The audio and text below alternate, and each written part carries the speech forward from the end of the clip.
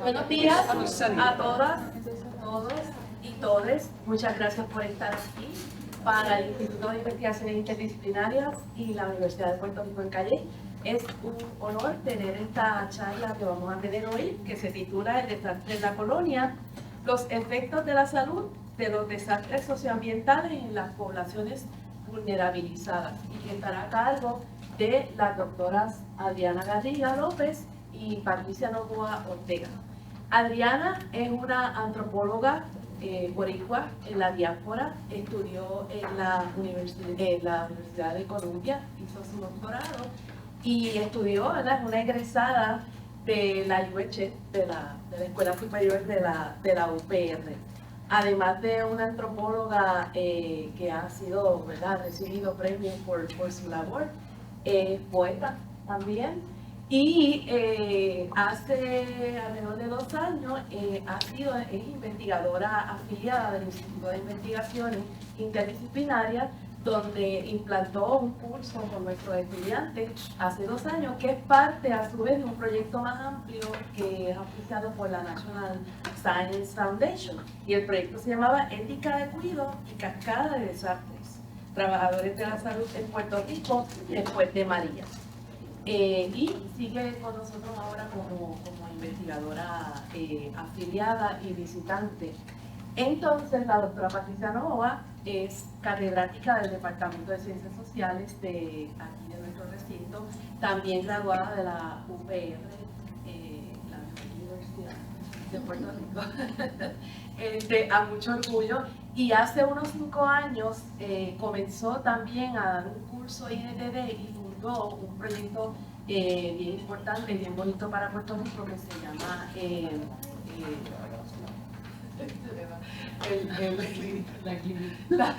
la Clínica Legal Psicosocial, junto a la licenciada Belén Ramos. Este proyecto de la Clínica Legal Psicosocial, psicológica, tiene su centro en la comunidad de San Isidro, ha servido a otras comunidades también, pero tiene un enfoque en donde se trabajan los procesos de la psicología, de la escucha y del acompañamiento para potenciar estas comunidades y apoyarlas, y que tiene un componente también legal que le ayuda con los procesos legales para la recuperación justa en esta comunidad, que es una comunidad empobrecida y marginada.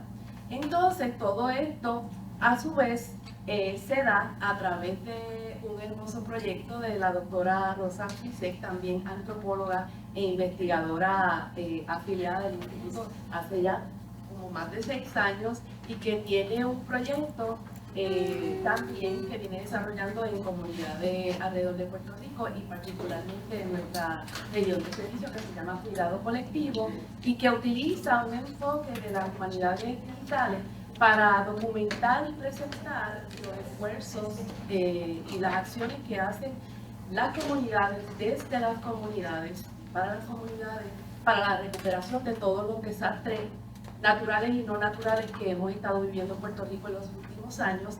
Y ella pues recibe también el auspicio de la National Endowment for the Humanities y de la Fundación Mellon, a través de un proyecto que recibe el instituto para apoyar proyectos aquí en la Universidad de Humanidades Digitales. Y a través de ese proyecto pues ocurre este junte también maravilloso para que se dé el trabajo de los cuales ella va a hablar hoy. Así que es bien afortunado para nosotros también que se den estas colaboraciones tan significativas, y le agradezco a Rosa y a ambas por esto tan importante.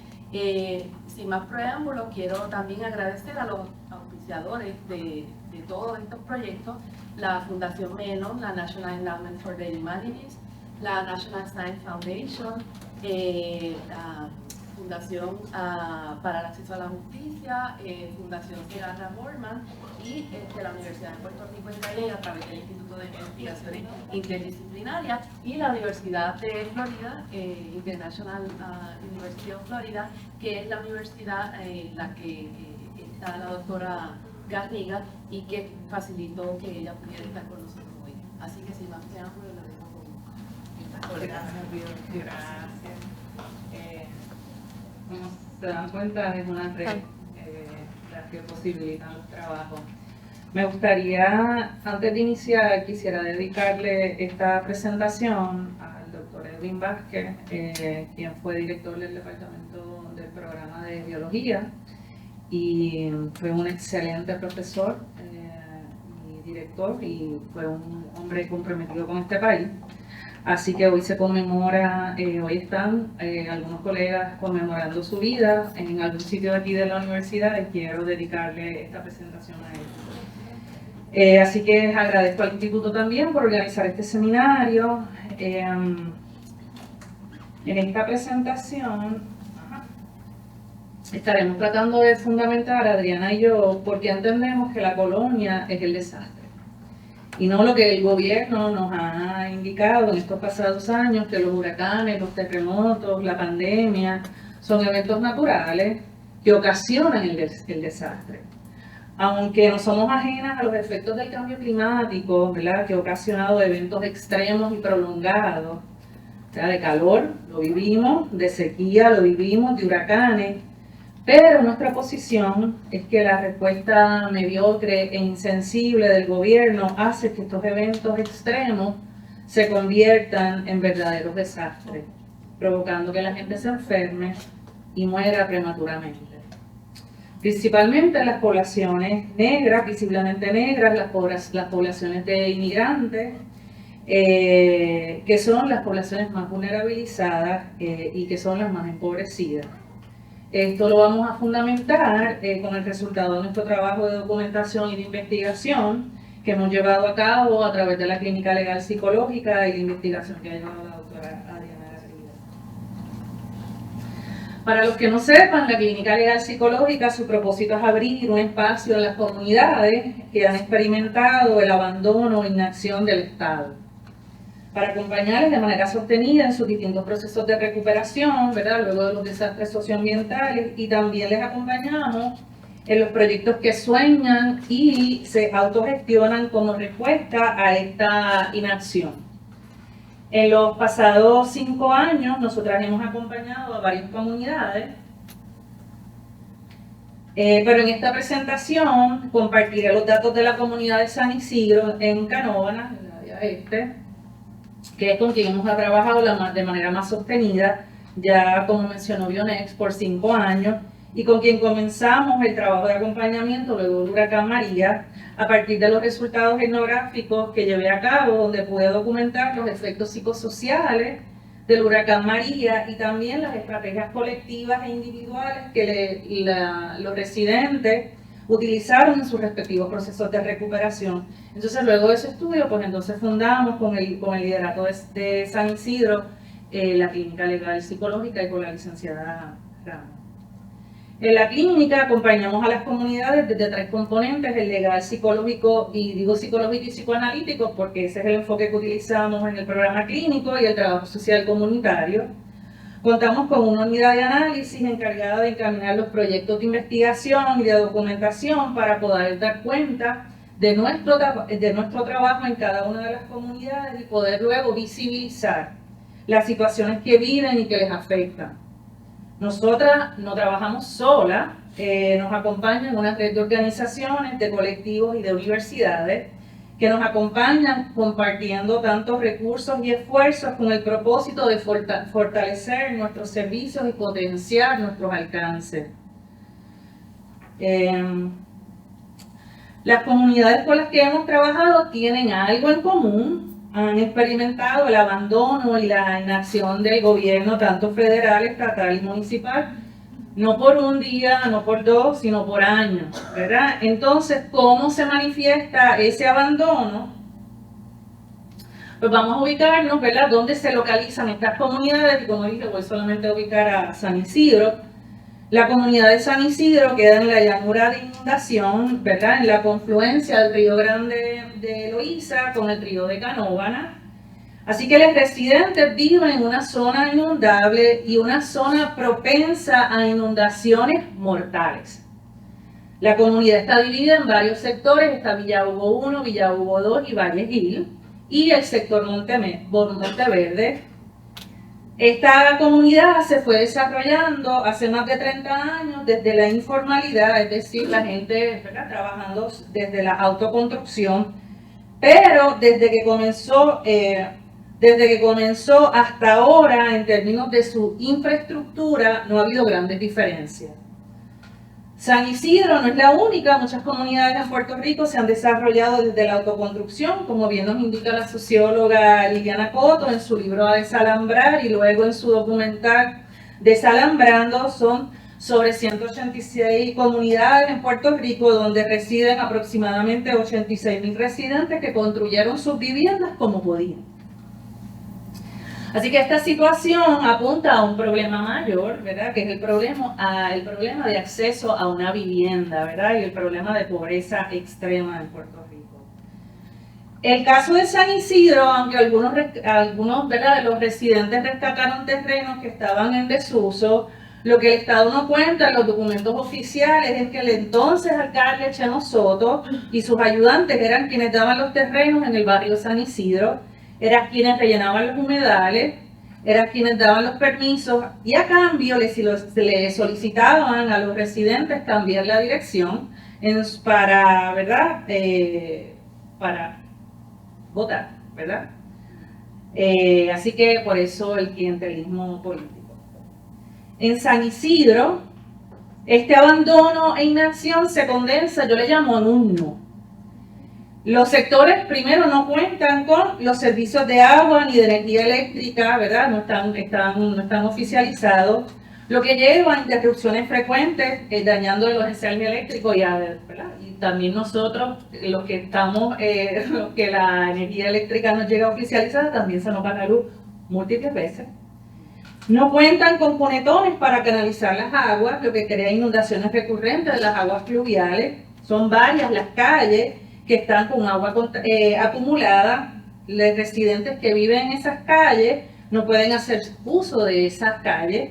En otras palabras, los niños no pueden jugar, los residentes no pueden caminar, los carros no pueden pasar, y esa agua acumulada crea un ambiente propicio para el criadero de mosquitos, incrementando el riesgo de padecer enfermedades como el dengue, el zika y el chikungunya. Las calles están sin asfaltar, lo que provoca que una nube de polvo constante sea un riesgo para la salud respiratoria de los residentes. Las viviendas poseen pozos sépticos en condiciones inadecuadas, lo que provoca con regularidad inundaciones de aguas contaminadas. El detalle es que esto lo sabe el gobierno hace más de 20 años. Este fue el documento del diagnóstico de la comunidad especial de la infraestructura de Vallequil, o sea, fue en el 23. Entonces, pues la pregunta obligada es ¿quiénes viven allí? Para entender ese nivel de indiferencia y de inacción por parte del Estado, del gobierno, tanto municipal como estatal. Pues en los sectores de Vallequil y de Villa Hugo, la mayoría son mujeres inmigrantes negras de República Dominicana que emigraron a Puerto Rico para protegerse de la violencia intrafamiliar. Eso es parte de la documentación que viene de la documentación que nosotras hemos hecho, y de la pobreza extrema que vivían en su país de origen. Así que datos similar lo trae Duani en su informe de la diáspora dominicana hacia Puerto Rico, que el 55% de la población dominicana son mujeres. En esa travesía por el Canal de la Mona, en Frágiles Yolas, la doctora Elite, colaboradora de la clínica, en su libro Narrativas de Lucha, y otras investigadoras como Glorimar Peña abordan este tema de inmigración, violencia y mujeres, visibilizando las múltiples vejaciones y violaciones a las que han sido objeto en esas travesías. De hecho, para los que estén interesados, el 31 de octubre vamos a tener a la doctora Elite presentando ese libro de Narrativas de Lucha. Así que estos cuerpos de mujeres y de hombres viviendo bajo esas condiciones de exclusión y de marginalidad y de vulnerabilidad, tanto ambiental, políticas y económicas, provocadas por la inacción del Estado, enfrentaron a María. Así que no es sorprendente saber que 900 viviendas se destruyeron en el barrio de San Isidro, no solo por los vientos, sino por el agua. 15 pies de agua contaminada porque los pozos sépticos se desbordaron y residentes, al entrar en contacto con aguas contaminadas desarrollaron problemas en la piel, problemas respiratorios y problemas estomacales. También hubo muertes que pudieron haber sido prevenidas, como la leptospirosis y el dengue. Hago mención, ¿verdad?, de la muerte de Cano, el hombre que ven ahí, que ilustra cómo se conjugaron estos factores de vulnerabilidad y de exclusión que he ido presentando. Este señor padecía de problemas respiratorios, de apnea de sueño, dependía de un tanque de oxígeno, pero lo pierde por la inundación y le da dengue por la acumulación de agua y no recibe la atención médica por el colapso de salud después de María, que Adriana va a trabajar. Así que ese número de 4.645 muertes no lo podemos olvidar. En el libro que ven ahí de Aftershock pueden leer un poco más de los resultados de este estudio y de las acciones colectivas e individuales que llevaron los residentes del barrio San Isidro. Lo que quiero también traer aquí es que la doctora Adriana Garriga, en ese artículo que se lo recomiendo, nos recuerda que en el 2016 el Congreso de los Estados Unidos nos impuso la ley promesa y con ello la Junta de Control Fiscal, que ninguno de nosotros elegimos, y que, como sabemos, aquí lo que ha promovido son políticas de austeridad que ha precarizado las condiciones de nuestro pueblo, ¿verdad? La reducción de pensiones, las cierres de escuelas que fueron refugios, la reducción de beneficios y de salarios, haciéndonos más vulnerables a enfrentar otro evento atmosférico. Y en ese trabajo lo que quiero rescatar es que en ella trae esas primeras semanas luego de María, lo ineficiente del gobierno federal, donde confiscó ayuda humanitaria, la comida que FEMA distribuyó los militares fue una comida con pobre contenido, no sé si se acuerdan, con pobre contenido nutricional, nos daban quesitos y galletas y chitos y esas cosas. Además, ¿verdad?, que prohibió la entrada de los barcos quienes se habían solidarizado a otros países para ayuda humanitaria. Así que, ¿verdad?, eso es parte, ¿verdad?, de nuestra realidad colonial. Por lo tanto, estas condiciones de exclusión y de marginalidad llevaron a que el impacto de María fuera diferenciado. No solamente ahí, sino que el proceso de recuperación también ha sido diferenciado por lo mismo, porque el gobierno, la incapacidad del gobierno de responder de manera prematura. Así que les voy a presentar ahora muchas barreras luego del impacto de María para dar cuenta de lo paralizante y de lo difícil que ha sido la recuperación, sobre todo en el barrio de San Isidro. Pues FEMA o les negaba la asistencia por no tener títulos de propiedad, o la asistencia que daban era mínima en comparación con los daños. Recordemos ese número de 62% de rechazo a la asistencia individual. De hecho, el informe de la Comisión de Derechos Civiles de Estados Unidos confirmó que el trato que recibimos por parte de FEMA fue uno discriminatorio. Aunque María en Puerto Rico ocasionó mayores daños, FEMA aprobó mayor asistencia individual a Texas en Harvey. Comparen 141 millones a Texas y apenas 6.2 millones a Puerto Rico en 9 días de ambos huracanes. Y 6 meses después, la respuesta de FEMA en Harvey fue más rápida que en María. Y si vamos al gobierno estatal, el cuadro pues tampoco no cambió. Si se acuerdan de Tu Hogar Renace, pues ¿qué pasó? No sé si saben de Tu Hogar Renace, fue un programa destinado a hacer reparaciones menores en residencia.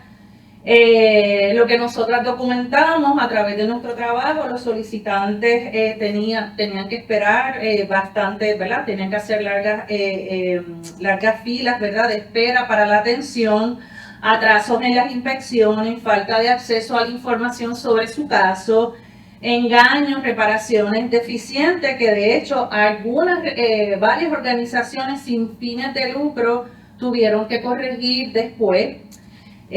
Vale la pena señalar que el programa Tu Hogar Renace tuvo un costo estimado de 1.680 millones para reparar 75.000 hogares en Puerto Rico, y en un informe de la Contralora Yasmín Valdivieso indicó que el Departamento de la Vivienda pagó millones por trabajos o que no se llevaron a cabo o se hicieron de manera defectuosa. En otras palabras, la asistencia que se necesitaba en momentos de mayor fragilidad no se recibió. Entonces, si seguimos en el gobierno estatal, están los fondos CBDG, que fueron unos fondos millonarios que llegaron después de María para la recuperación. Ese programa tampoco cambió. Por un lado, el R3, que las 3R son están dirigidos o a reparar, o a reconstruir o reubicar familias. Y el programa de autorización de título, que es un programa dirigido a formalizar los títulos de propiedad de las personas dueñas de viviendas que fueron afectadas por el huracán. Esos dos programas establecían como requisito, esto es como una paradoja, que para acceder a los fondos tenías que probar titularidad. Y los residentes de Villa Hugo y de Vallejín no cuentan con títulos de propiedad. Así que a pesar de que fue una promesa repetida por años del gobierno estatal y del municipio, esas normativas creadas por el propio gobierno dificultaron el acceso a la ayuda de los residentes de San Isidro a ambos programas. Todas estas dificultades no solo provocan intensos aspectos, confusión, rabia, frustración y sobre todo desconfianza hacia el gobierno, debido al estrés, sobre todo cuando el gobierno niega la responsabilidad con la comunidad, y como se ha evidenciado en nuestro acompañamiento, el estrés prolongado, es decir, esa respuesta fisiológica sostenida que provoca que tengamos elevados niveles de adrenalina, elevados niveles de cortisol, elevados niveles de glucosa, no solamente afecta a los tejidos y al cuerpo, sino que mata a nivel, ¿verdad?, de manera prematura. Eso no lo digo yo, eso lo dicen otras investigaciones sociomédicas. Así que lo que nosotras hemos atestiguado, que el liderato de Canóvanas no solo se ha enfermado del corazón, de cáncer, de condiciones respiratorias, no solamente por el estrés, sino también por las variables ambientales que yo les acabo de señalar, sino que han muerto, ¿verdad? Y ahí una de las mujeres de Canóvanas, de la comunidad usual. Así que voy a cederle la palabra a Adriana para que continúe esos cuerpos que no mueren, pero que se enferman, cómo llegan entonces con el colapso de salud, del sistema de salud.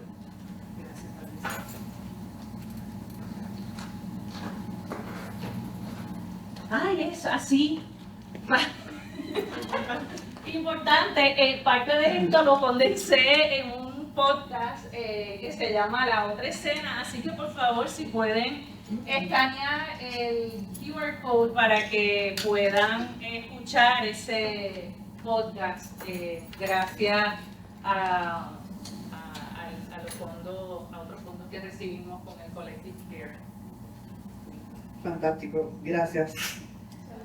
Bueno, saludos a todas, todos y todes. Mi nombre es Adriana Garriga López. Como mencionó la profesora Martí, soy egresada no solamente de la escuela secundaria, sino de la escuela elemental y secundaria de la Universidad de Puerto Rico, porque fui hija de mi madre, quien era profesora de psicología en la UPI, mi papá, que sigue siendo profesor de ciencias políticas en la UPI de Río Piedras, y de mi padrastro, que también fue profesor en humanidades en Río Piedras. Así que, a pesar de que hice mi bachillerato fuera de Puerto Rico, me siento que soy producto de la UPR all the way.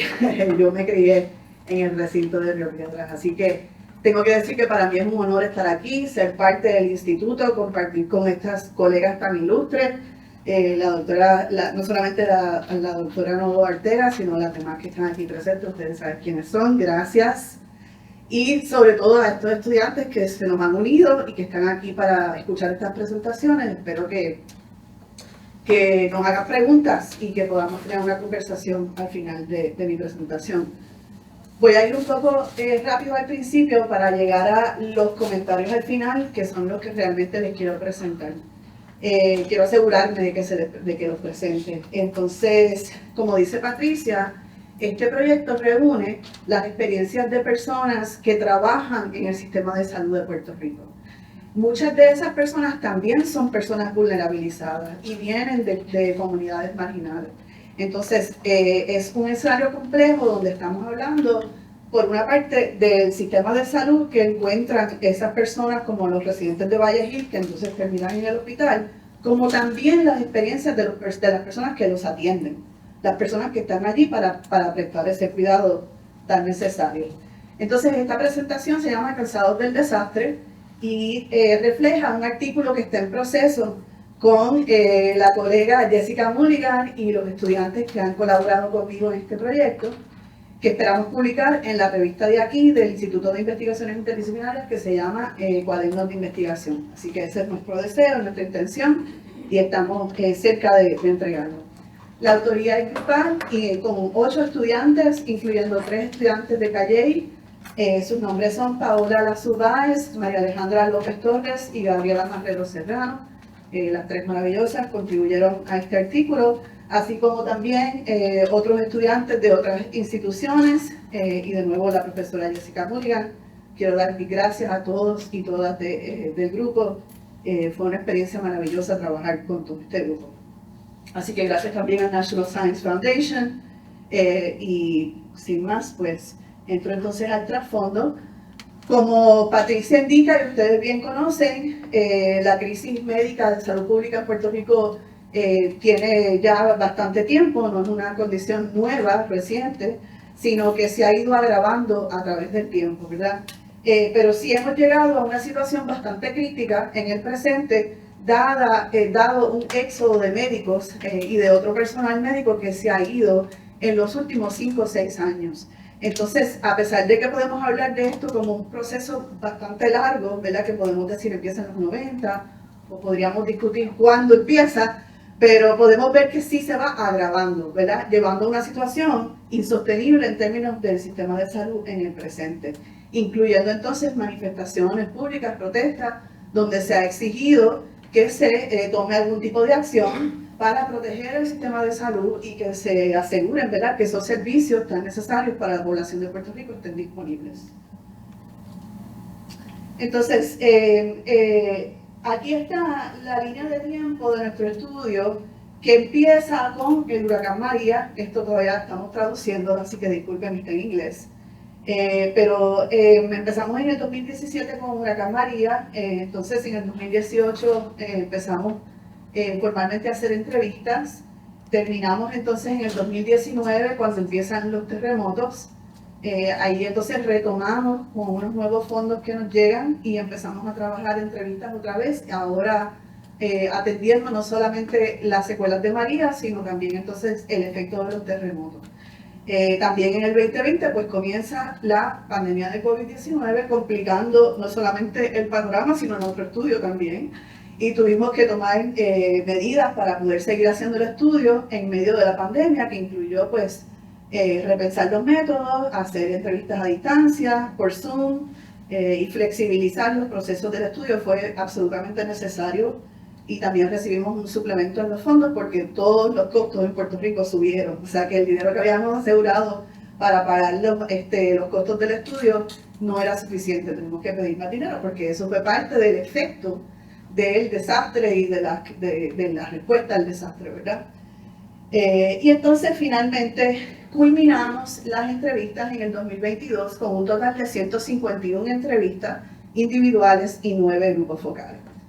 Quiero decir que a pesar de que ya nuestras entrevistas habían concluido cuando pasó Fiona en el 2022, pues lo incluyo también porque pienso que los datos que estoy presentando son muy relevantes al momento contemporáneo y que el momento contemporáneo se ve también afectado por los efectos de Fiona, aunque no lo pensemos así porque en comparación con María no fue nada, no podemos decirlo así. Entonces, como planteó la colega, los desastres no son naturales, los desastres son socioambientales. Podemos pensar que los desastres son el resultado de una colisión entre un fenómeno natural y unas condiciones sociales, ¿verdad? Por eso digo que son los desastres son socioambientales. Y este graffiti se empezó a ver por muchas partes de Puerto Rico, ustedes seguramente lo pueden haber visto en alguna parte, que dice el desastre es la colonia. Entonces eso fue un mensaje que retumbó en este proceso. El contexto estructural de salud antes y después de María era ya bastante caótico, como mencioné. Cabe mencionar que en el 2008 a Puerto Rico se le deniega la extensión de los fondos Obamacare o de los servicios Obamacare, que sí fue una reformulación del acceso a la salud pública en los Estados Unidos. Ese cambio no ocurrió en Puerto Rico. Puerto Rico fue explícitamente removido, quitado de esa ley.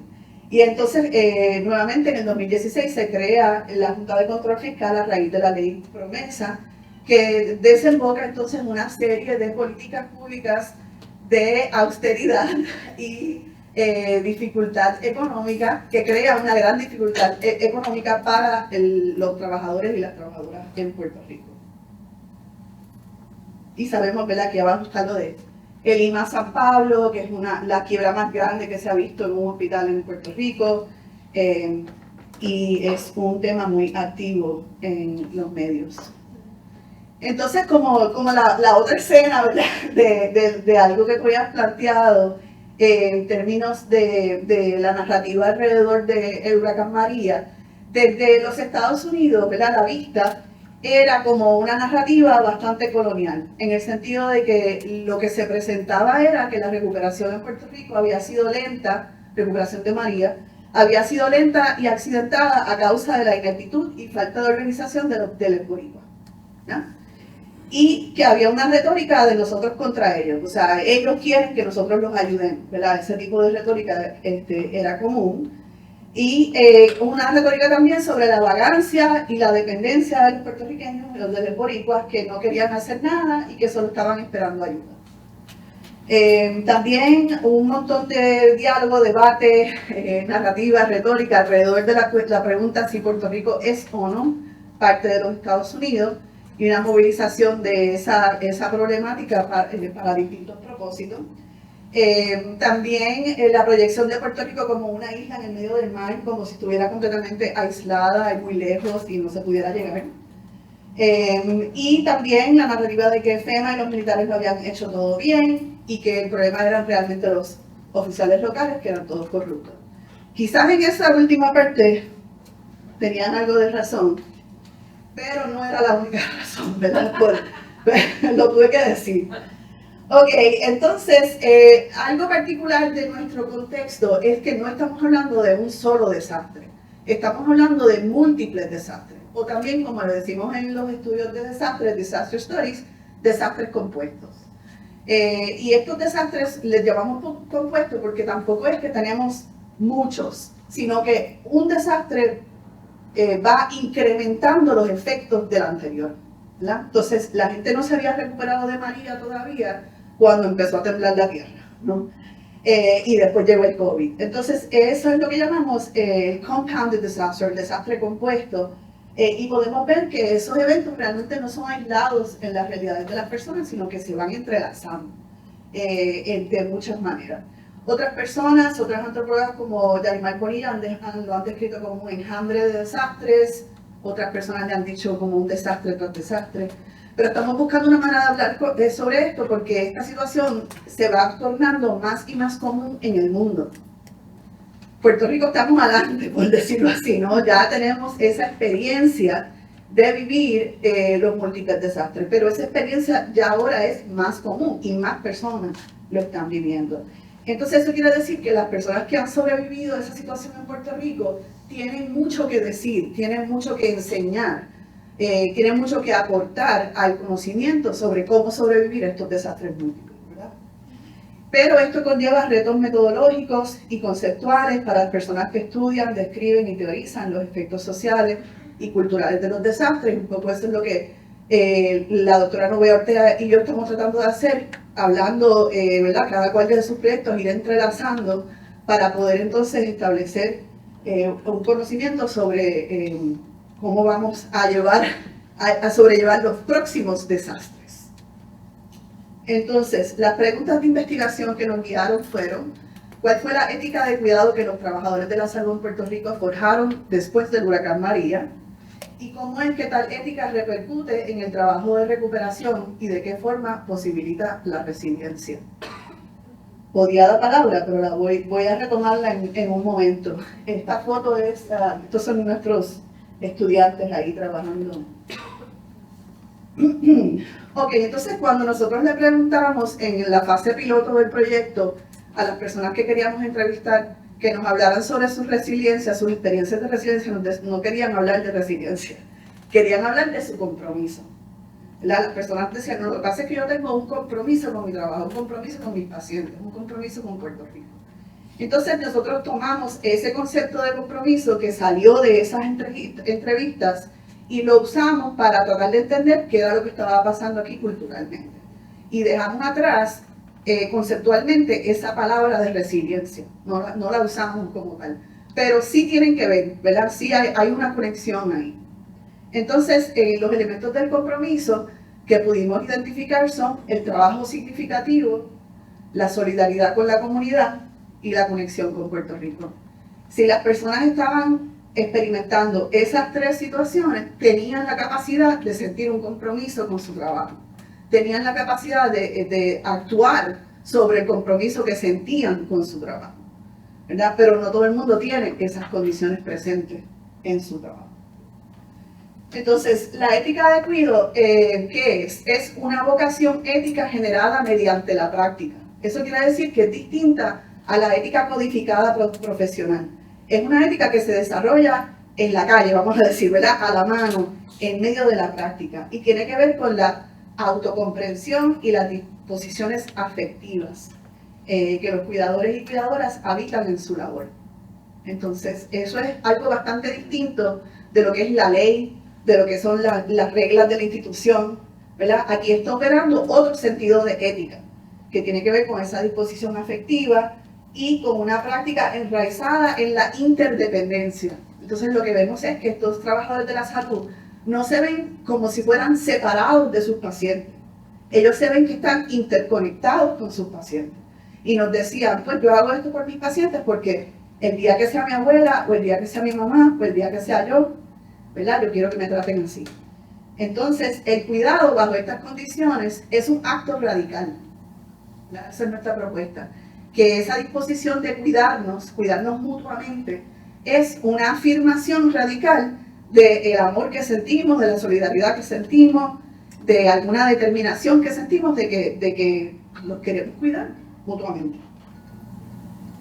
¿Cuál es nuestra metodología?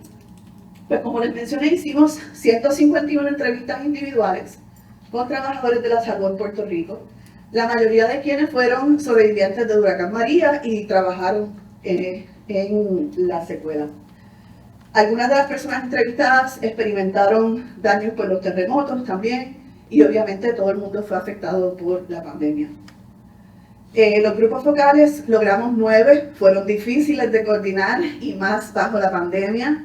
En un momento dejamos de tratar de coordinar grupos focales en persona y terminamos haciendo la mayoría por Zoom, pero fueron bien interesantes porque lo que hicimos fue presentar el concepto de compromiso y algunos datos que habíamos preliminares que habíamos recogido y pedir que nos dijeran qué les parecía, que nos dieran su insumo. Y entonces eso fue bien interesante y los grupos eran conformados por personas que tenían algo en común, ya fuera su especialidad o alguna destreza o algo en su trabajo que era compartido. Y por último, observaciones de campo. Esto fue lo más que se vio afectado por la pandemia porque era difícil llegar a un hospital o una clínica o una oficina de médico y observar directamente lo que estaba pasando por razones de seguridad y de salud. Entonces, nosotros ampliamos la definición de lo que es una persona que trabaja en el campo de la salud. No estamos hablando solamente de médicos y enfermeras o enfermeros o personas así, no solamente personas profesionales, sino todo tipo de personas que trabaja dentro del ámbito de la salud, incluyendo personal de oficina, administradores, profesionales de salud pública, manejadores de casos, psicólogos y psicólogas, psiquiatras, administradores de servicios, y esto nos permitió, dentistas, farmacéuticos, de todo un poco, y esto nos permitió asegurar que los participantes reflejaran una variedad de posiciones de clase. de clase socioeconómica, localización geográfica dentro de Puerto Rico y trasfondo educativo. Nuestra preocupación era que si entrevistábamos solamente a doctores, por ejemplo, o solamente a especialistas, pues su experiencia de clase iba a mitigar de alguna forma los efectos directos de los desastres compuestos. Y queríamos entender la variedad de experiencias dentro de esa fuerza laboral. Estos son algunos de los lugares que visitamos. Visitamos hospitales como el que pueden ver ahí. Ahí están nuestros estudiantes. Y entonces clínicas como esta en el centro de la isla. Okay. Estos son los resultados demográficos. Como pueden ver, hicimos un esfuerzo por cubrir todas las regiones de la isla, pero de todos modos las áreas metropolitanas pues, fueron más representadas. También hicimos, como les conté, un esfuerzo por cubrir diferentes aspectos de la práctica de la salud, y ahí pueden ver más o menos el spread. Ok, esta es la parte donde quería llegar. Estas son las voces de las personas que entrevistamos y les voy a presentar algunas de sus citas. Una de las cosas que encontramos es que la gente está cansada. Están cansados después de 5 años de trabajar realmente sin mucho descanso y de bregar con crisis tras crisis, ¿verdad? Pero no es solamente que están cansados y hastiados, es que eso se va acumulando y lleva entonces a cometer errores o a otro tipo de eventos en el trabajo, o a sentirse que no pueden bregar con los pacientes. La gente se hastía porque son demasiadas cosas que tienen encima. Entonces, estas citas hablan directamente sobre eso. Y esta persona es una mujer de 37 años que es médica o médico en Ponce, y ella es la encargada de hacer el schedule, ¿cómo se dice? El calendario del hospital. Y ella dice, en los hospitales la realidad es que se ha perdido mucho el compromiso, se han perdido las ganas de trabajar, y te digo que es hasta de mi parte. Yo trato de disimularlo hasta lo más lejos posible, pero te das cuenta porque uno está demasiado cansado. El ambiente de emergencias ha sido el más devastado por todas estas incidencias en los últimos años, y el personal tanto de médicos como de enfermería ya no pueden más. El que no ha renunciado está buscando para irse del país o a otro lado. El que no, quiere quedarse en la casa y no hacer nada. El que puede, abre oficina y se va a telemedicina y no vuelve al hospital. No les importa. Yo estoy encargada de hacer el schedule en ambos hospitales que trabajo, y mis médicos quieren reducir su jornada a la mitad. Y no es por ningún compromiso personal que tengan. Es que ya la compensación económica no vale. No vale la pena el sacrificio personal. La gente está mentalmente y espiritualmente gastada. Y honestamente los entiendo, porque yo me siento igual. La realidad es que hoy mismo me preguntaron, ¿y si te pagaran más, lo seguirías haciendo? Y no, honestamente no. No necesito el dinero, y aún si lo necesitara, diría no. Lo que necesito es vida. Lo que necesito precisamente es no perder el amor. Porque el día que yo le pierda el amor a lo que hago, pues de verdad que entonces no sé para qué lo hago.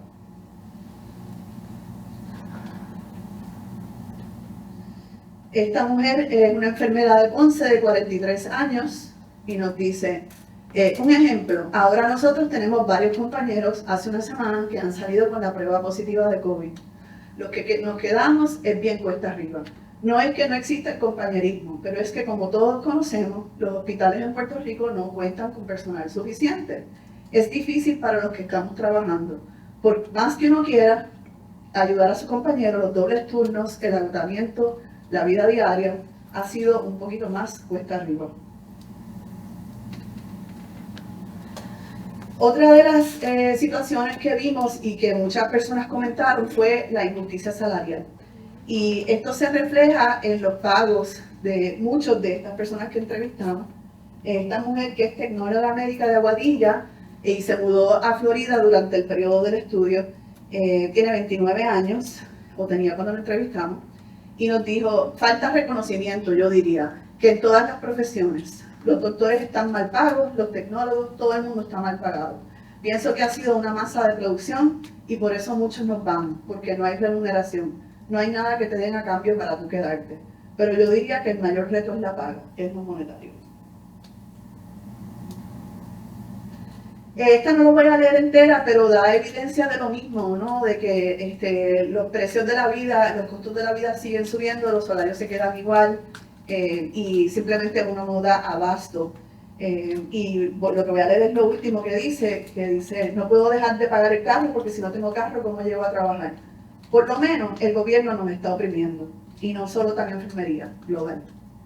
Ahí podemos ver que hay una conexión que la persona hace directa entre sus condiciones de trabajo y la labor del gobierno.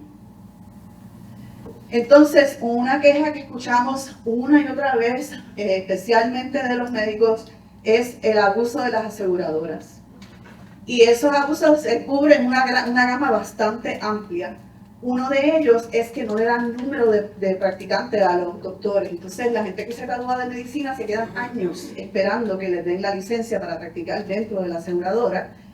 Esta persona se desesperó, de un médico de 33 años que tiene un hijo, se desesperó y dijo, bueno, pues yo saco licencia de Nueva York y de Florida y trabajo por telemedicina. O sea que él está en Puerto Rico, pero trabaja telemedicina para gente en Florida y Nueva York. Y con eso, pues él está pagando lo que necesita para vivir en Puerto Rico.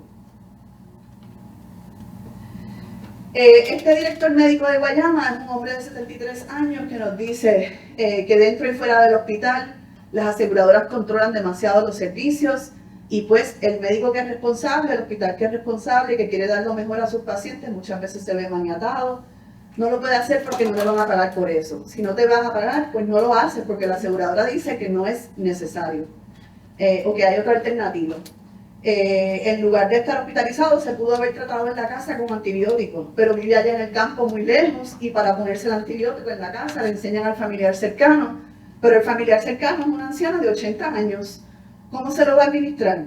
Sí, yo te diría que uno de los problemas, aparte de la escasez de especialistas y subespecialistas, es el control excesivamente grande y de peligro de riesgo que tienen las aseguradoras. Esta terapista física de Utuado nos dice que es por amor a la profesión que ella da el servicio, porque realmente lo que gana ni siquiera le da para cubrir sus gastos de práctica. También esto repercute en conflictos laborales. Aquí tenemos una enfermera de Naranjito que nos contó cómo ella y su hermana, las dos, llegaron a un momento que explotaron en el trabajo porque no podían más. Este tecnólogo médico fue muy contundente cuando nos hizo este cuento y nos dice, yo no sé por qué los médicos, y no sé si en Estados Unidos es así, pero en Puerto Rico en la mayoría de los sitios los médicos se creen que son semidioses. Entonces quieren hablarle a uno como si uno fuese un allegado ahí. Y eso está mal, porque si yo te digo a ti, mira médico hermano, estoy usando esto porque esto es lo que el hospital tiene para proveer. Si a ti no te gusta eso, no la puedes coger conmigo. Entonces eso muchos de los médicos no lo entienden y te hablan como te quieren hablar. Y eso no debe ser así porque tú no estás trabajando con niños, estás trabajando con hombres y mujeres. Pues ahí la escasez de recursos, ¿verdad?, está llevando a un conflicto. Hay una herida moral bastante profunda también en esta población laboral que tiene como propósito ayudar a la gente, ¿verdad?, que hizo una determinación en su vida que iban a dedicar su vida a ayudar a las personas a sanar. Entonces, la incapacidad de llevar a cabo esa actividad pues les causa una herida moral. Aquí podemos ver un hombre de 64 años de Mayagüez que nos dice que él tiene un compromiso moral con sus pacientes y por eso él dice, mi meta principal es dar el servicio y si me pagan, que me paguen y si vienen a cuestionar mucho, que no me paguen, pero por lo menos yo doy el servicio porque yo tengo un compromiso moral con mis pacientes. Yo siempre quiero dormir tranquilo en mi casa sabiendo que hice mi trabajo y lo hice bien. Quiero llamar un poco atención a la edad, ¿verdad?, de estas personas, que muchos de ellos tienen edad bastante avanzada.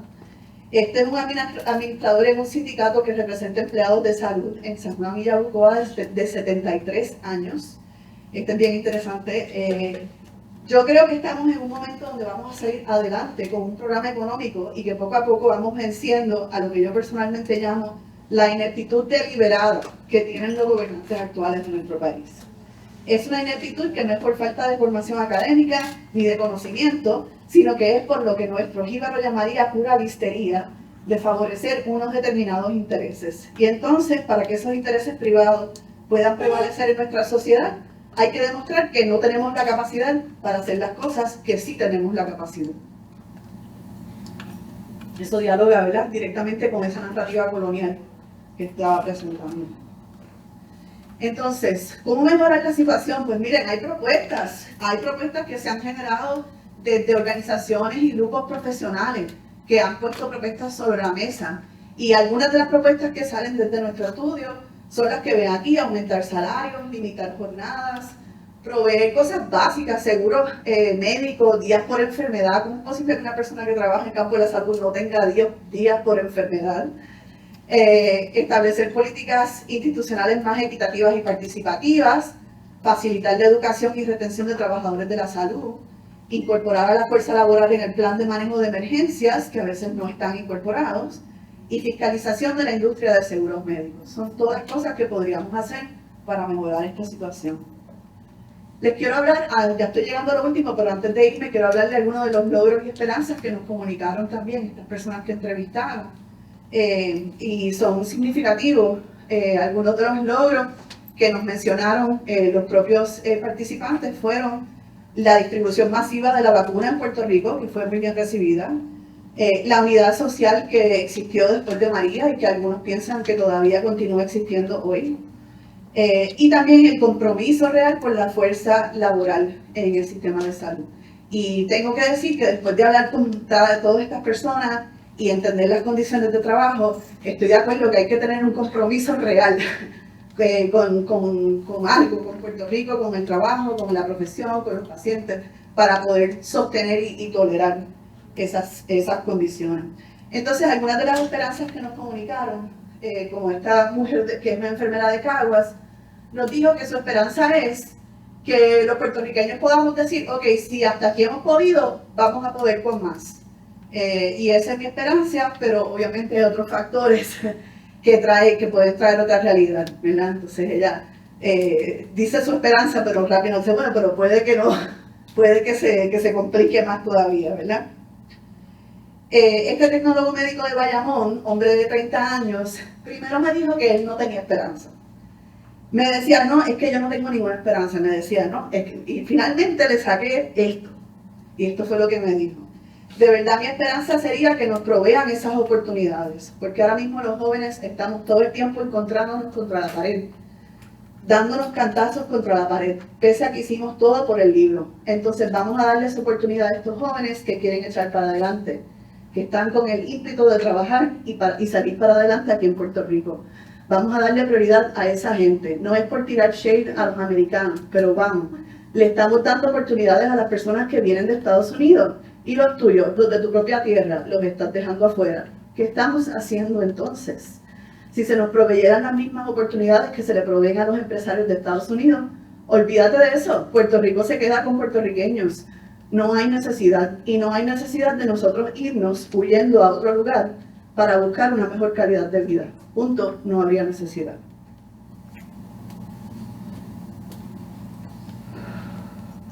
No voy a llorar. Okay. Esta es la última cita que les voy a presentar, es de un médico de Mayagüez y San Juan, hombre de 33 años, que nos dice: yo tengo mucha esperanza de la juventud y las generaciones que vienen en camino, que se están formando, para mí son la esperanza de un mejor mañana. Es una generación que creció completamente en el debate. Yo pude ver quizás 10 años de botella y baraja, y sistemas de gobierno que todo parecía ser bollante. Pero cuando los incentivos económicos, como 936 y otros incentivos que atraían capital foráneo, se comienzan a ir, lo que hemos visto, y estas generaciones de las que estamos hablando, esos empiezan a vivir a partir de ahí. Y lo que les ha tocado ver es el colapso de un país. Así que ellos no tienen nada que perder y tienen todo para ganar. Y yo creo en ellos. Gracias.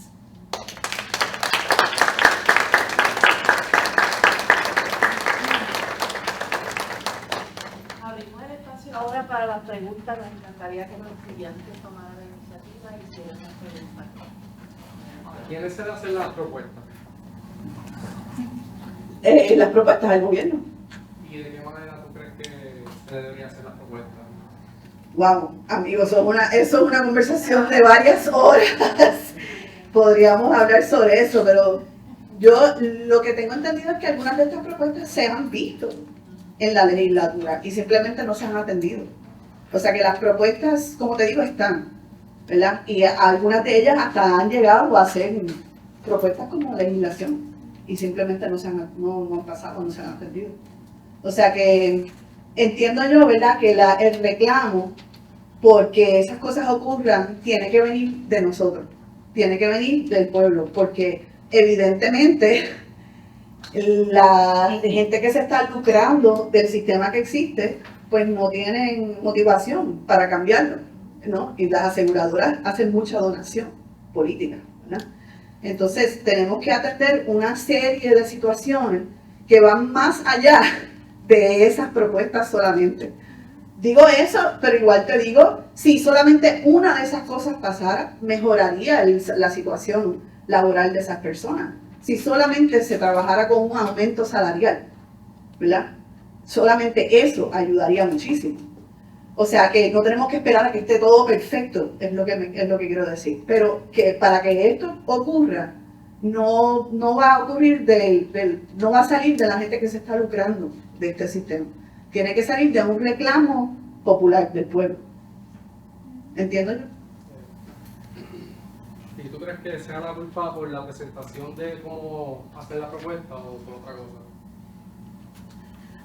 No, yo entiendo que la razón por la que no han cambiado estas situaciones tiene que ver porque hay una motivación económica. O sea, hay gente que se está lucrando de esta situación. Bastante se están lucrando, ¿no?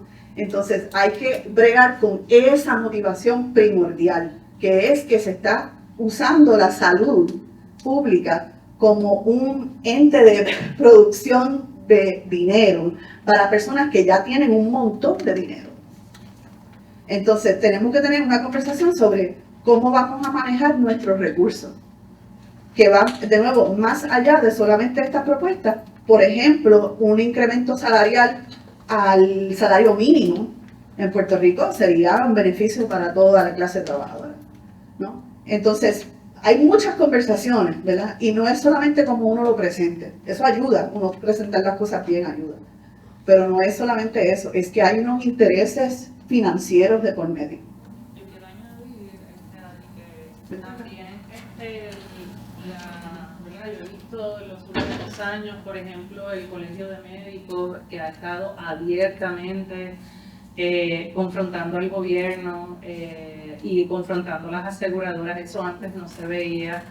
Sacamos a la rectora del recinto de ciencias médicas, eso tampoco se había visto, ¿verdad? Que los estudiantes del recinto, los estudiantes de medicina, hayan presionado consistentemente. O sea, usualmente en los otros recintos se van a huelga, y el recinto de ciencias médicas, ¿verdad? Por su cultura de servicio, pues no se iba a huelga y llevaban como 5 a 7 días consistentemente. Así que yo creo que por todo lo que hemos vivido, la respuesta ¿verdad? De los más afectados, que a veces uno pensaría, ¿verdad?, que los médicos o las enfermeras, ¿verdad?, los que tienen una profesión son los que están en el privilegio, pero yo creo que ya eso, ¿verdad?, se desenmascaró después de María. Así que sí, yo pienso que ese esfuerzo de autoorganización es vital para que realmente las condiciones cambien. No podemos esperar por ello.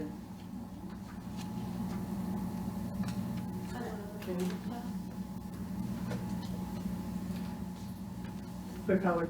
Gracias. Dos preguntas y bueno, felicitarte por el trabajo y las colaboraciones.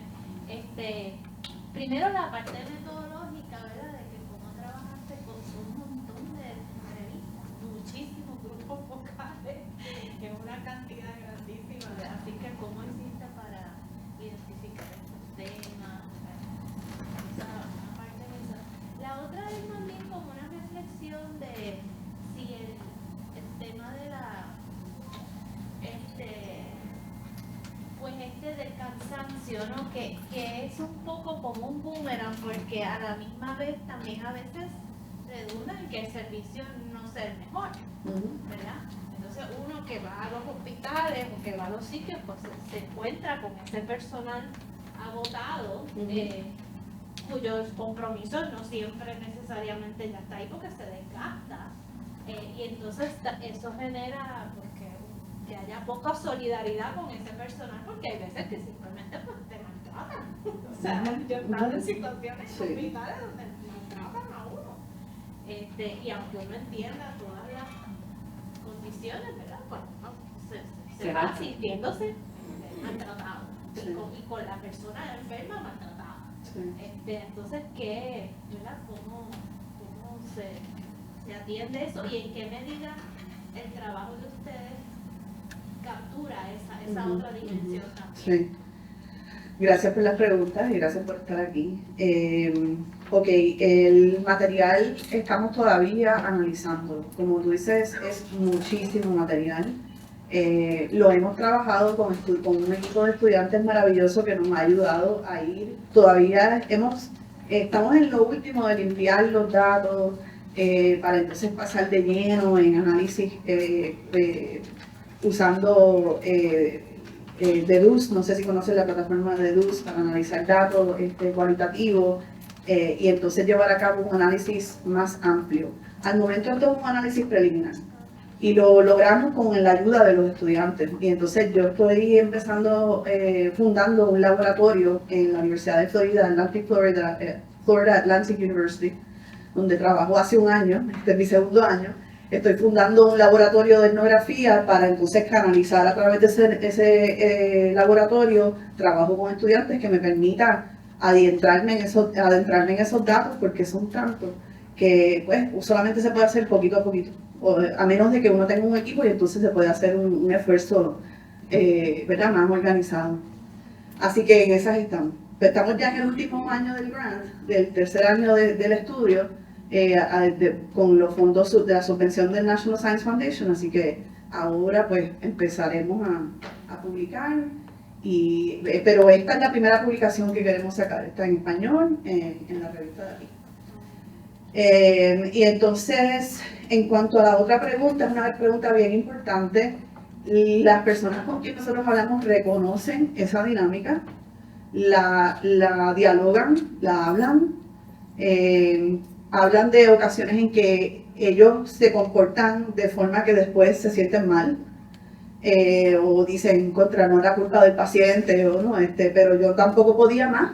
Entonces, desde la perspectiva de ellos, pues ellos también entienden, pero piensan que los pacientes no saben todo lo que ellos están pasando y que llevan allí 20 horas o que no han comido o que hay una desconsideración de parte de los patronos que pues también lleva a un malestar ético, profesional, moral, de que me están tratando mal, de que me tratan como si yo fuera basura. Y entonces eso te traduce, ¿verdad?, en una situación insostenible para todo el mundo. Pero entonces ahí hay un enemigo en común y no son los médicos, no son las enfermeras, no, es otra cosa que está entre medio de los pacientes y esos profesionales de salud, que yo entiendo que sí, la mayoría tienen el deseo real de ayudar a la gente, pero que se encuentran en unas situaciones de trabajo que son tan agotantes que no dan abasto. Entonces, estas personas también fueron afectadas por María, perdieron casas, perdieron techos, perdieron familiares, algunos de ellos en los terremotos también, la pandemia ni se diga. Ahí ellos se vieron bien afectados en relación a su familia. Entonces, pues, por ejemplo, una persona que ellos estaban tratando de protegerse a ellos y sus familiares, y llegaba una persona desconsiderada con COVID, que no se protegía, que no quería darse la vacuna. O sea, ese tipo de situación pues era bien frustrante también. O sea que hay un material ahí bien interesante para hablar de esos encontronazos, pero no hemos llegado a ese punto todavía. Pero sí, yo entiendo que ellos están conscientes de esa dinámica, súper conscientes. Gracias, fabuloso, y discúlpame que llegué un poquito más tarde hoy, pero quería dos preguntas. En los procesos de las entrevistas, particularmente, ¿qué entrevistaste a un administrador de un sindicato? Ajá, sí. Una de las cosas que me pregunto, y que estamos en la misma línea de investigación, y vemos estos profesionales de la salud, pero lo que es la negociación colectiva de estos grupos médicos, profesionales, o que trabajan en el mismo contexto médico. ¿Por qué no está pasando en Puerto Rico? ¿Qué estamos esperando para que eso suceda? Y si eso se hizo mención en entrevistas que tuviste con profesionales, ya sea desde los que limpian hasta los que atienden en cirugía. En alguna ocasión viste que alguien mencionó, nosotros necesitamos organizarnos, o tenemos que hacer algo colectivo, o buscar mejoras unidos. ¿Había una segunda pregunta? Sí, pero... Ok. Gracias por la pregunta, gracias por estar aquí. Sí, muchas, no sé, no diría la mayoría, pero muchas de las personas con quienes hablamos ya estaban trabajando de manera organizada colectivamente. Estaban formando parte de brigadas o habían formado parte de brigadas, habían formado parte de ayuda mutua. Algunos de los dentistas con quienes trabajamos estaban haciendo trabajo alcance directo comunitario, psicólogos alcance directo comunitario. O sea que sí había toda una serie de personas que ya estaban súper politicizados, que estaban trabajando con esa cuestión de cómo vamos a organizarnos, pero no necesariamente a través de las uniones. Entonces esa pregunta que tú haces me parece súper interesante. Puede ser que la cuestión cambie ahora que en los Estados Unidos hay mucha más actividad unionera. Puede ser que eso, ¿verdad? No sé, tenga algún efecto. Pero es una buena pregunta. Yo, I would hazard, ¿verdad? Me atrevo a decir que hay una desilusión con las instituciones, broadly speaking, en general. Y que igual que hay una desilusión con el gobierno y la gente piensa que los políticos no hacen nada y son todas unas patatas, pues piensan más o menos lo mismo de las uniones. Algunos de ellos, ¿verdad? Y no estoy hablando de generalidades, pero pienso que hay generalmente una desconfianza en las instituciones políticas. Y se ven a las uniones como parte de eso. No todo el mundo. Y sí, hicimos un esfuerzo para hablar con representantes de uniones, pero hay un poco de diferencia en el discurso, como puedes ver, ¿verdad? Si ves la cita de él, hay una diferencia en ese discurso de las cosas se van a poner mejor, estamos mejorando. Y eso no fue lo que escuchamos de los trabajadores. Por esa misma línea, pensando en la cuestión política colonial, mención en alguna de las entrevistas de romper con estos esquemas coloniales. Bendito, en casi todas las entrevistas. En casi todas las entrevistas. Eso había un consenso amplio de que la situación colonial era inhumana, insostenible, ilegal, hiriente, indignante, urgente. La gente fue bien cuidadosa porque no nos decían, Puerto Rico tiene que ser Estado, o Puerto Rico debería ser independiente. No, la gente no decía, algo tiene que pasar. Esto no puede seguir así. Aquí tiene que haber un cambio. Entonces, la gente fue realmente notable, que la gente no quería como que tirar para adelante lo que, aquí lo que tiene que pasar es esto, no, sino que era como que, yo no sé qué es lo que vamos a hacer, pero aquí algo tiene que cambiar. Y entonces sí hubo un sector bastante fuerte de personas que simplemente decían que los Estados Unidos han cometido un crimen contra Puerto Rico, o muchos crímenes contra Puerto Rico, y que sí, que Puerto Rico debe tomar eso en cuenta y tomar decisiones que alteren la situación de manera fundamental. Pero pues, ¿verdad? Uno quiere mantener eso abierto para que la gente pueda aportar desde su perspectiva y cómo ellos lo ven, y fue bien interesante recoger esas diversas perspectivas. Pero puedo decir con certeza que hay un consenso de que la situación colonial es insoportable. Sí. Por favor. En su punto de vista, de las dos, ¿qué ustedes piensan que se debe hacer para que haya algo de cambio?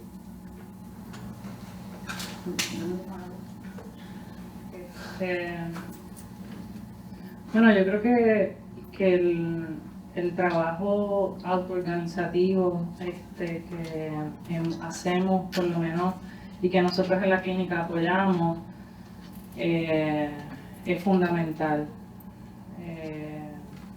Y ese trabajo de autoorganizativo, de visibilizar, de establecer lazos entre las comunidades, ha permitido que la vida se prolongue.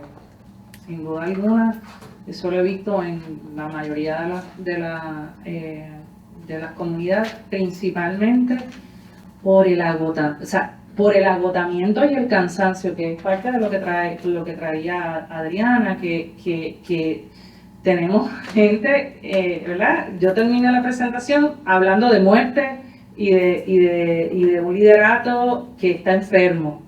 Pero ese liderato que está enfermo y que las que no han muerto se mantienen ahí, lleva a lleva a que ante la inacción del Estado, pues ellas se autoorganicen, ¿verdad?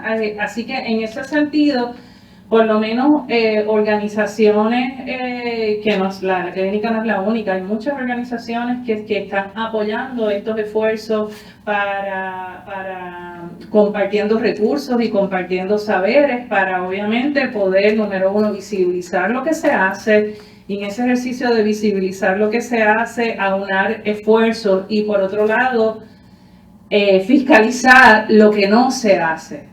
Y entonces ahí pues traigo lo más reciente, ¿verdad? De esa victoria que por la presión que tuvieron los estudiantes de medicina lograron sacar a una persona que se sentía con toda la potencia de quedarse allí en rectoría y eso nunca se había, por lo menos lo que yo llevo en la universidad nunca se había visto.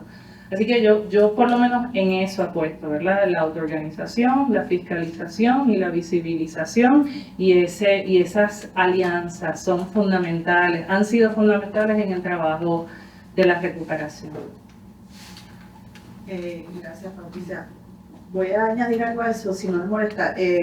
Estoy de acuerdo con lo que ella dice, pero te voy a contestar bien directamente, que creo que estás buscando una contestación directa, ¿ok? Dos cosas. Una, un seguro de salud universal. Todo el mundo debe tener derecho a acceso a la salud. Eso pienso yo que sería un cambio fundamental que transformaría la situación. Independientemente de dónde venga ese cambio, si viene de una legislación federal, chévere. Si viene un cambio diferente a eso, como sea que venga, un seguro universal de salud va a ser un cambio positivo. Segundo, la descolonización de Puerto Rico. Es que no hay otra forma de decirlo. Si vamos a lograr un cambio real, político, legislativo, que cambie el sistema de salud, necesitamos tener soberanía para poder tomar esas determinaciones. Y eso es lo que no tenemos. Y para lograr eso, hay que descolonizar.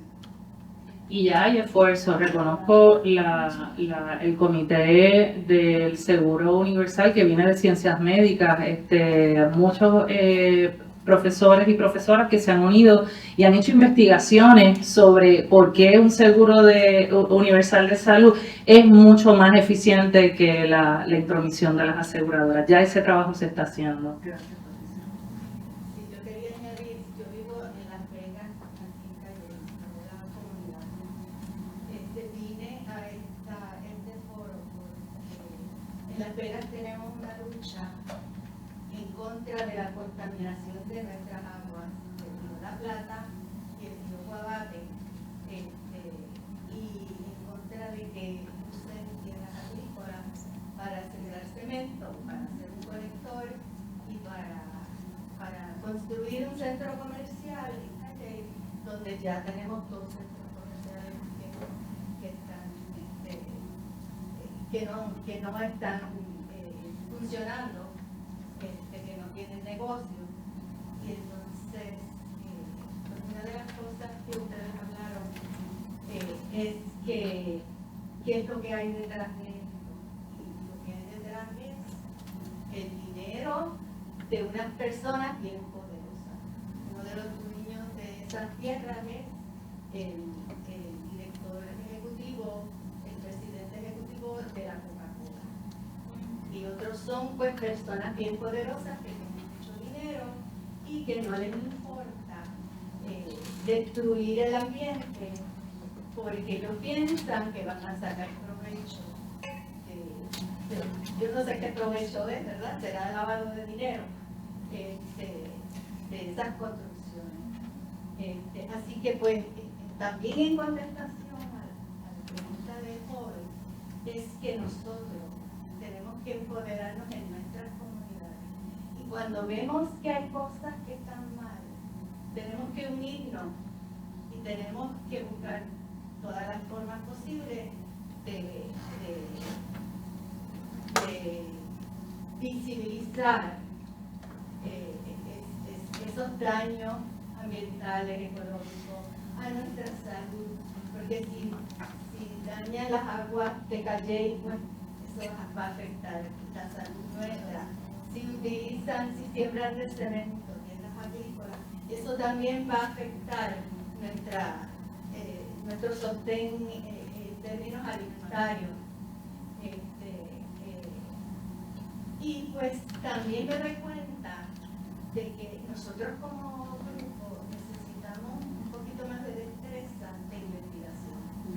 Porque, por ejemplo, el sábado 17 de octubre vamos a repartir un boletín en la comunidad, pero también queríamos hacerle, a la misma vez que repartimos el boletín, unas preguntas a la gente de qué creen de todo esto.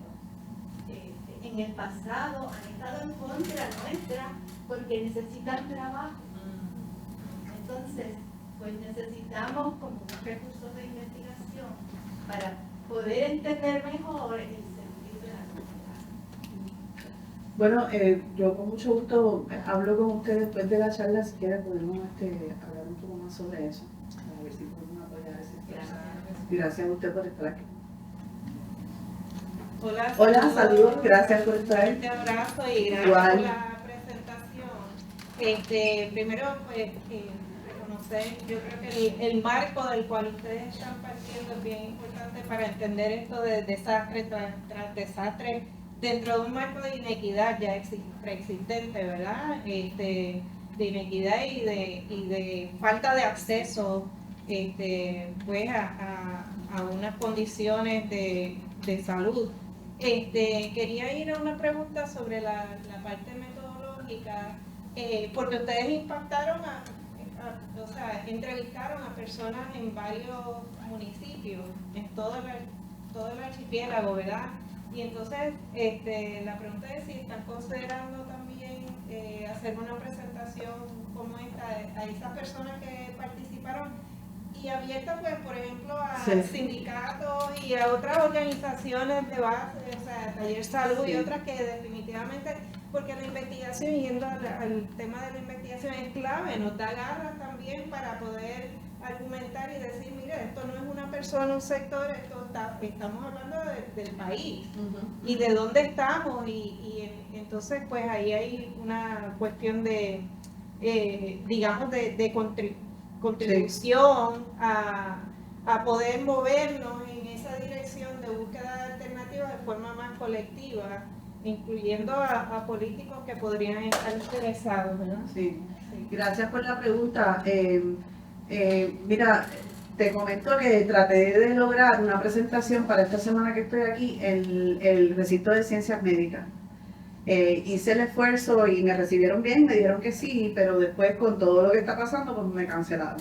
Sí. Así que mi esperanza era lograr por lo menos una primera presentación allí esta semana, pero pues no se dio esta vez, así que será en la próxima. Pero por lo menos pues ya me dijeron que sí, así que es cuestión de encontrar el momento.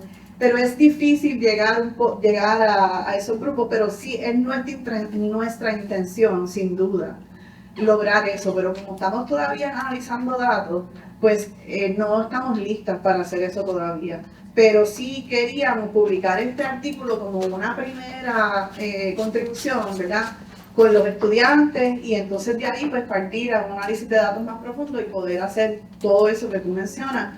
Yo creo que eso es lo más que sentimos con urgencia, de que hay que devolverle los datos a las personas que entrevistamos, ¿verdad? Y eso yo creo que es algo que sentimos un compromiso bien fuerte por hacerlo, pero pues que se dificulta con la realidad de que hay que dar clases y los estudiantes se gradúan y tú sabes todo lo demás. Así que, pero esa es una meta bien importante del estudio.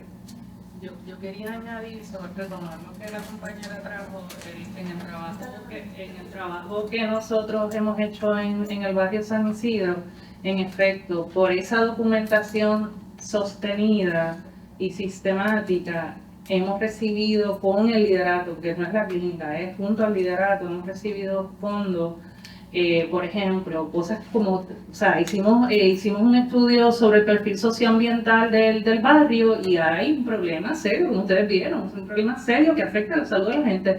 Pues como el Estado no está haciendo nada, pues entonces llegaron unos fondos y el liderato empezó a canalizar, a trabajar con las aguas acumuladas. Eso es una cosa concreta que vino por un estudio que hicimos con el recinto de ciencias médicas, que documentamos el problema de salud y el problema de salud ambiental que hay allí, que llevó entonces a que el liderato, que ya está organizado, permitiera entonces trabajar. Los fondos de recuperación no llegaron allí al barrio, pero por otra organización llegaron unos fonditos de 20,000 pesos y lograron entonces canalizar las aguas acumuladas.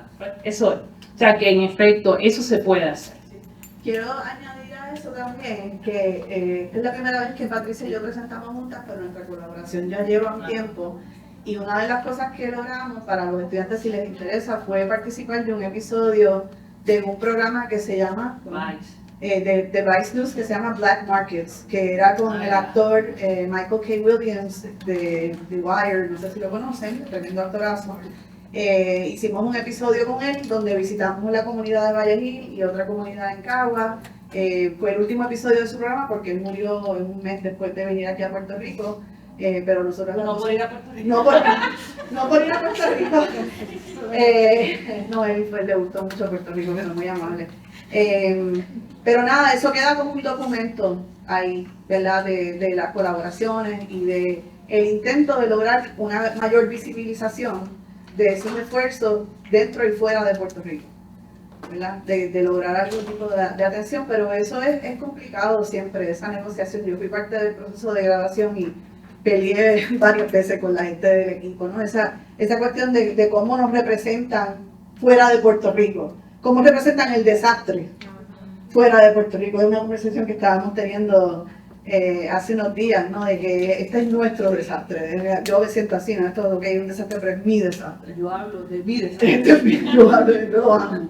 Mi desastre, pero yo lo amo, ¿no? Y entonces esa perspectiva no es la misma desde afuera, ¿no? Entonces siempre entonces es un poco una lucha. Uno como escribe algo, después alguien quiere producirlo como un episodio de algo y uno tiene que pelear ahí para lograr que se represente con dignidad a la comunidad, ¿verdad? Y a Puerto Rico. Así que siempre eso es un reto también, a pesar de que uno hace el intento, pues siempre hay que luchar. Creo que hay una pregunta, creo que es la última Una última que vamos a poder pregunta. tomar por el tiempo.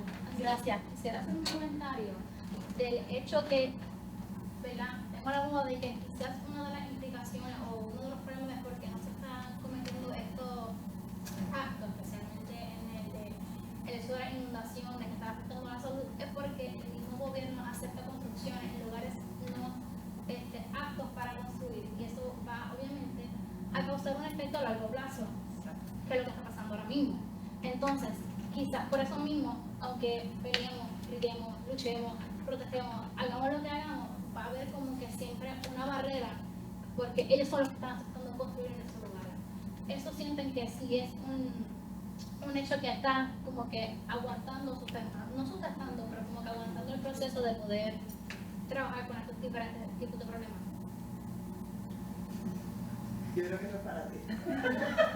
Excelente observación, te felicito. Sí. Sí. Sin duda.